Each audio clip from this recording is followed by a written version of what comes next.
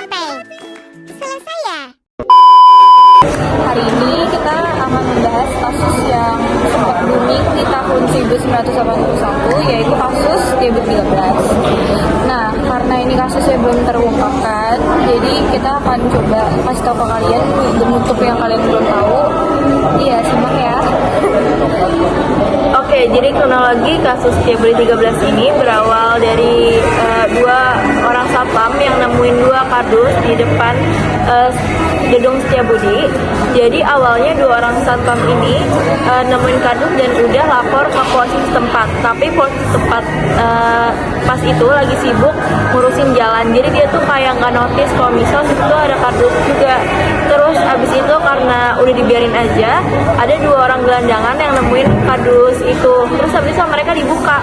Ternyata pas dibuka, kalian tahu nggak sih isinya apa? Apa tuh? Isinya ada satu kepala sama 180 potongan daging dan 13 tulang belulang. Wah, serem banget sih. Oke, lanjut. Jadi kan setelah si pemulungnya lapor ke polisi itu langsung ngecek box itu dan benar isinya adalah tulang belulang dan kepala dan organ gitu. Terus setelah itu, jadi pada tahun itu tuh ada dokter namanya Munim Idris dan dia yang menyelidiki kasus ini, dan dia menyebut bahwa korban dipotong secara sistematis dan juga tanpa identitas. Jadi korban tersebut nggak tahu identitasnya, tapi yang telah ditemukan adalah dia berjenis kelamin pria dan juga berusia 18 sampai 21 tahun. Dan diperkirakan korban ini tuh dibunuh dan dimutilasi sekitar 2 sampai 1 hari sebelum mayat ditemukan. Nah, tahu gak sih penyebab pada kasus ini tuh belum ditemukan karena kasus ini korban juga masih belum teridentifikasi dan pelaku juga masih belum ditemukan loh. Oke, selanjutnya kita akan jelasin kaitannya dengan teori sosiologi. Jadi kasus yang kita bahas ini tadi berkaitan dengan 3 konsep sosiologi, yaitu teori struktural fungsionalisme, teori konflik, dan teori struktural interaksionisme simbolik. Nah, berkaitan dengan cerita ini karena lembaga kepolisian yang sedang bertugas saat itu tidak berfungsi dengan baik dan dalam penyelidikan. Sedangkan teori konflik berkaitan dengan cerita ini karena adanya kejadian ini membuat gempa di Indonesia.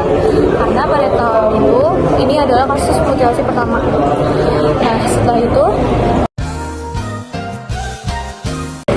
Tahu gak sih dampak dari kasus Debut 13 ini?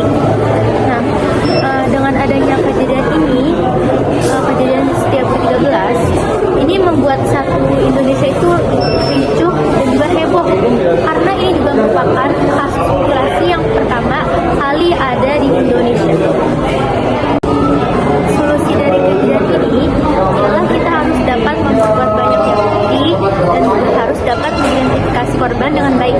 Tapi kalian bayangin gak sih kalau misalkan kejadian ini terjadi di masa sekarang? pasti lebih gampang nggak sih terungkapnya, karena kan ini terjadi di kasus lama, jadi belum terlalu berkembang. Iya sih, menurut aku juga kalau misal kejadian sekarang karena udah banyak barang bukti kayak CCTV dan orang-orang sekarang tuh lebih peka terhadap kasus-kasus, jadi harusnya dia ikut bantuin. Terus habis itu harusnya kasusnya kalau misal terjadi sekarang gampang terungkap. Oke, jadi itu aja pembahasan kita tentang kasus Setiabudi 13. Semoga kalian enjoy nontonnya dan ngerti. Ya, dan kalau kalian masih penasaran dan karena ini kasusnya belum tertemukan, juga kalian bisa cari di internet atau di YouTube. Karena jadi ini kasus seru banget. Kalau kalian searching, dan mungkin kalian juga bisa nemuin penemunya, bisa nemuin pembunuhnya. Amin. Amin. Semoga kasusnya terpecahkan ya. Oke, sekian dari kami. Bye bye.